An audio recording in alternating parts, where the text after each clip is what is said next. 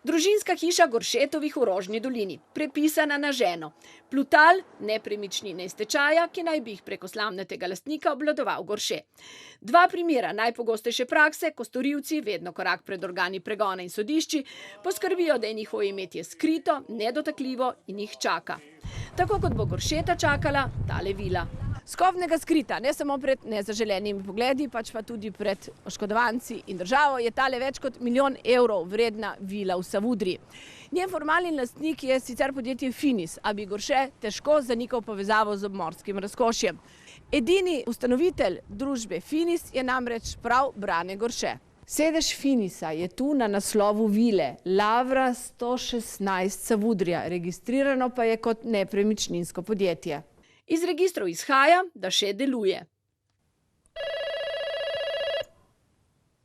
Ja. Finis? Ja. To drži. Ta hiša je v bistvu od gospoda Goršeta, drži? Drži, ja.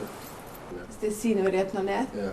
Malo kasneje v prestižnem naselju, kjer ne manjka slovenskih vil, srečamo Goršetovega poslovnega partnerja, ki ima tu nepremičninsko agencijo in trgovino.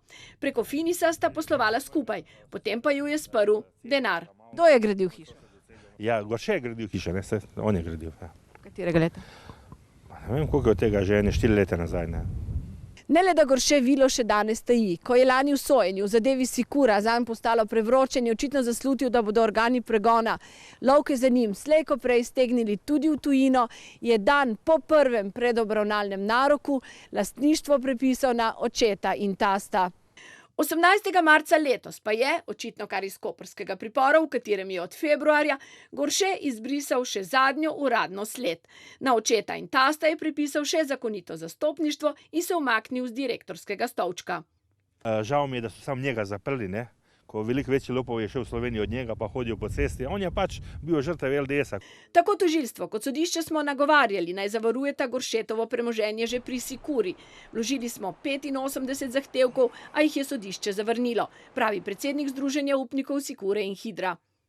Tožilstvo je premoženje zavarovalo šele 1 leto po vloženi obtožnici in 4 leta in pol po vloženi zahtevi za preiskavo, pravi Oblak in obžaluje, da je na zatožni klopi samo Gorše, ne pa, kot pravi, tudi njegovi pomagači.